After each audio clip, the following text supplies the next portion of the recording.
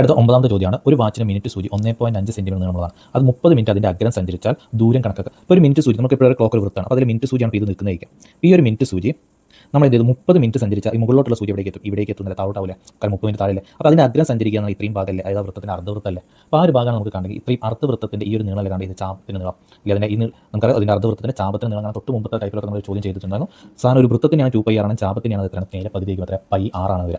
അപ്പോൾ നമുക്ക് പൈക്ക് ഇവിടെ കൊടുക്കുന്ന വാല്യൂ വന്നിട്ട് എത്ര 3.14. ഇനി ഇവിടെ റേഡിയസ് എന്താണെന്ന് അതിനാണ് നമ്മുടെ സൂചിയുടെ നീളം. ആ സൂചിയാണല്ലോ കറങ്ങുന്നത്, അപ്പോൾ അതാണ് അതിൻ്റെ റേഡിയസ്. അപ്പോൾ റേഡിയസ് അവിടെ തന്നു എത്രയാണ് 1.5 സെന്റിമീറ്റർ. അപ്പോൾ 3.1 പൈക്ക് കൊടുത്ത് 3.14 അതുപോലെ 6 കൊടുത്ത് 1.5. ഇത് ചെയ്താൽ മതി. ഇത് ചെയ്യുമ്പോൾ 3.14 × 1.5 എന്നാണ്. അപ്പോൾ നമുക്ക് സൈഡിൽ ഗുണിച്ച് കഴിഞ്ഞാൽ ഏകദേശം 4.71 കിട്ടും. അങ്ങനെ ഗുണിച്ചാൽ ആദ്യം പോയിന്റ് ഇല്ലാതെ 314 15 നമ്മൾ ഗുണിക്കുക 4 5 20 0 ബാക്കി 2 ഒരു 5 5 2 7 വരും. പിന്നെ 3 5 15 വരും. പിന്നെ ഒരു 4 4 വരും. ഒരു 1 1 വരും. ഒരു 3 3 വരും. പിന്നെ കൂട്ടുമ്പോൾ 0 7 4 11 ബാക്കി 1 5 6 7 വരും. പിന്നെ 3 1 4 വരും. അപ്പോൾ നമുക്ക് ഗുണിച്ചാൽ കിട്ടാൻ ആദ്യം 4710. ഇവിടെ നോക്കണം ഈ പോയിന്റ് കഴിഞ്ഞ് ഇവിടെ 2 സ്ഥാനം ഫസ്റ്റ്, പിന്നെ ഇവിടെ ഒരു സ്ഥാനം, ടോട്ടൽ 3 സ്ഥാനം. പോയിന്റ് നമുക്ക് 3 സ്ഥാനം കഴിഞ്ഞ് പോയിന്റ് ഇടണം. അതായത് 4.71 വരും. ഇനി പോയിന്റ് കഴിഞ്ഞ് അവസാനം വരുന്ന 0 എന്തില്ല, പ്രശസ്തിയില്ലാതെ നമുക്ക് ഈ 0 വേണ്ട. അപ്പോൾ ബാക്കി എത്രയേ ഉള്ളൂ 4.71 സെന്റിമീറ്റർ. ഇതാണ് 9ാമത്തെ ചോദ്യത്തിൻ്റെ ആൻസർ എന്ന് പറയുന്നത്. നമുക്ക് അടുത്ത